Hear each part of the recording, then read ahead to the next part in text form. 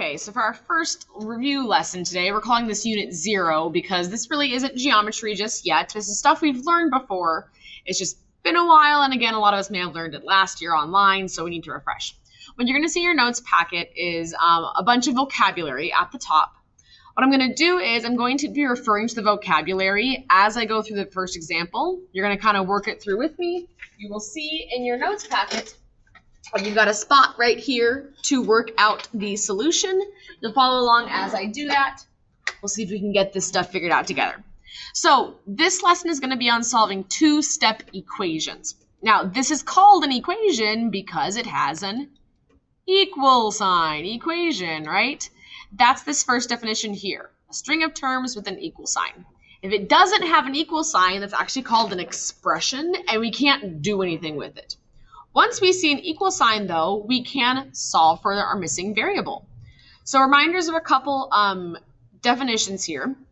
We have what's called a coefficient, which is a number that we put in front of a variable. Co means like next to, kind of like co-worker or colleague. You work together with those people. You're with them. Coefficient means that variable is with the number. It does mean to multiply as well. So looking at this here, our equation here, I have a couple numbers. I've got 3, I've got -1, and I've got -10.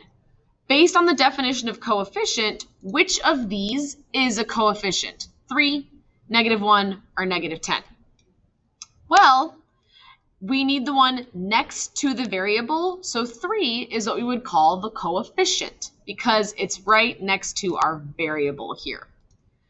A constant is a number that is by itself. It's not touching the variable. So we actually have two things here that are by themselves. What two numbers would we call constants? -1 and -10. Yes, this does mean -1, but we want to keep that negative with it for a reason. These are called constants because they are by themselves. So this 3, again, is what we would call a coefficient, where the -1 and the -10, we call these constants because they are by themselves. With the variable, by themselves. So let's talk about how we want to go about solving this equation now. Because if I have a constant versus a coefficient, we're going to attack it a little bit differently. So reminders of what we need to do. Our whole goal is to get the variable by itself. We call that isolate sometimes, isolate the variable. What we need to do is we need to move everything away from that variable until it is by itself. We're going to do what's called inverse properties. Basically, I like to think about it as like we are undoing what's going on here. So our process right down here, let me highlight this. This is what we are going to be referring to. So here's your process in your notes. Step 1, let's go ahead and follow this process as we try example 1. So step 1 is to rewrite the equation. You will probably want to do this. I would recommend take your equation in your notes and rewrite it over here so that you can follow along on that side. For me, it's already good to go though. So what we're going to do is after we have rewritten the equation, step 1 says to draw a vertical line where the equal sign is. Vertical means up and down. So here's our equal sign.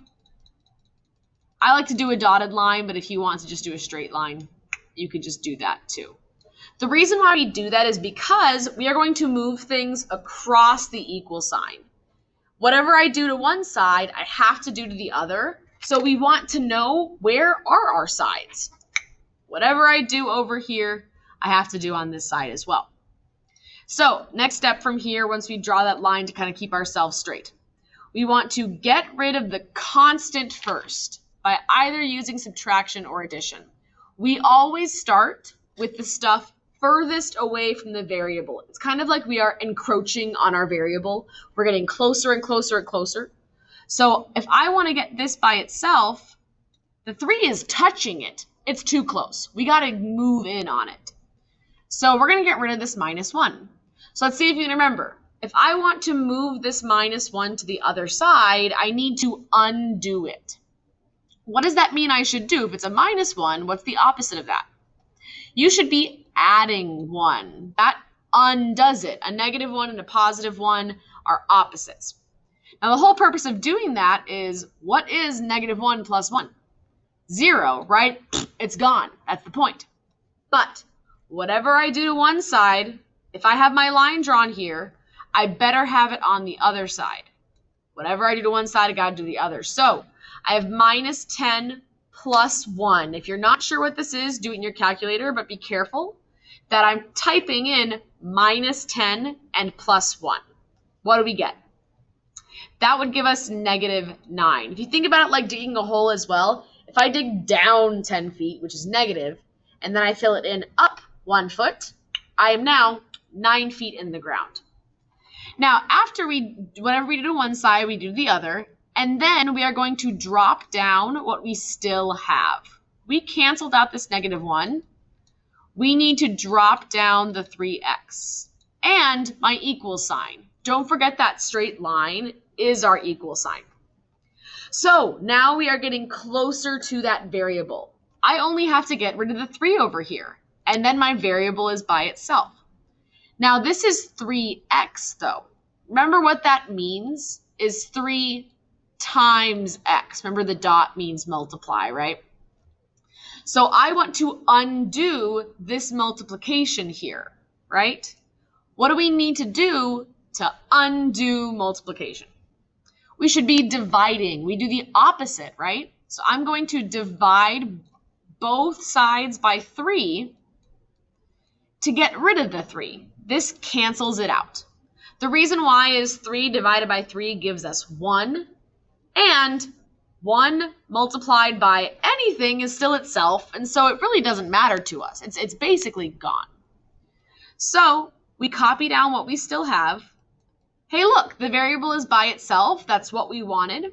I have my equal sign, and then I need to do this math here. -9 divided by 3. If you need to check in a calculator, you can. What does that get us? That should be -3, and that's our answer. X equals -3, and that's it. So let me see how we're doing on time here. I think we'll do this one. So what we're going to do in class is we're going to come back together and try this example together. But now that you have a better idea here, now you can come to class and try that next example. So let's go ahead and skip to example 3. So, actually, no, I lied. Now, I want you to try example 2. So this one you're going to try completely on your own, remembering that we need to undo the constant first and then get rid of the coefficient. Here's our line. Whatever I do to one side, I do to the other. Go ahead and give this one a shot. Okay, so the first thing you should have done is you should have looked at this constant first. I cannot touch the -2 yet. We have to move away what is furthest away from the variable. So -7, you should have added 7 to both sides. Whatever you do one side, do the other. That's gone. And then let's see what we have now. So let's drop everything down. I've got -2x. I've got my equal sign there. And -3 plus 7, you should have gotten 4. Now I have one more step. Reason why it's called two-step equations. So I have -2x equals 4. So here, this means -2 times x. I want to undo this multiplication. Yes, I know this is a -2, but more importantly, it's -2 times x. That's what I'm focusing on there, is what's going on between the number and the variable. So you should have divided by -2. That's gone. I still have my x. I have my equal sign. And this gives me -2, which we can always check in the calculator. X equals -2. So we're going to try one more type here. This one's going to look a little bit different. But we're still going to do the same thing to start. So I want you to try. I understand. I know this is x over 4. We're going to come to that. But what is the first thing we should do here? Go ahead and try it. So first thing we should do here is draw our line, and then I'm going to move the constant. This is a +1. You should have subtracted 1 on both sides. Whatever you do on one side, you got to do on the other. This is gone because +1 and -1, that gives us 0. Now over here, be careful though. -1 and -1 does not give you 0. That's down 1 and then down another 1. This is actually -2. And then what do we have left over on this side? We've got x divided by 4 equals -2. Now to get rid of this 4, we're going to have the same thinking. If it said 4x, this meant 4 times x, and I wanted to undo that. But this is division. This is x divided by 4. What's the opposite of division? Multiplication. So what I'm going to do here is I'm going to multiply. I'm going to use a dot here so we don't get confused with our variable. I'm going to multiply by 4. What's going to happen is these cancel each other out. Again, if division is the opposite of multiplication, it works vice versa. Now, what am I forgetting here? I multiplied by 4 over here. What do I need to do now? Multiply by 4 on the other side. So I have my x by itself. I have -2 times 4. This gives me -8. So there's my answer. So again, same thing. We're going to move the constant first, and then we have to undo whatever else is going on with our coefficient. In this case, we multiplied because we were starting with division. We want to do the opposite always. So go ahead and give this one a shot. Again, we always move the same thing first to start, and then we undo whatever we need to that's touching the x. So go ahead and try this one. Okay, so here's my line. The first thing you should have done is you should have added 3 to both sides. This is a -3, a +3. It's gone. That gives us 0. And let's rewrite everything else we have. We still have x divided by -5. This is my equal sign. And then 4 + 3 gives me 7. Now from here, I have x divided by 5. I want to undo the division. So you should have multiplied by -5. And not only that, you should have done it to both sides. Multiplying by -5 here gets rid of the -5. It cancels out top and bottom. That leaves me with my variable. That was the whole point, right? The whole point of these questions is get the variable by itself. Over here, we have 7 times -5, which you could have used a calculator, gives you -35. So we are going to, in class, do this hard problem, but that gives us an idea of where to start at least.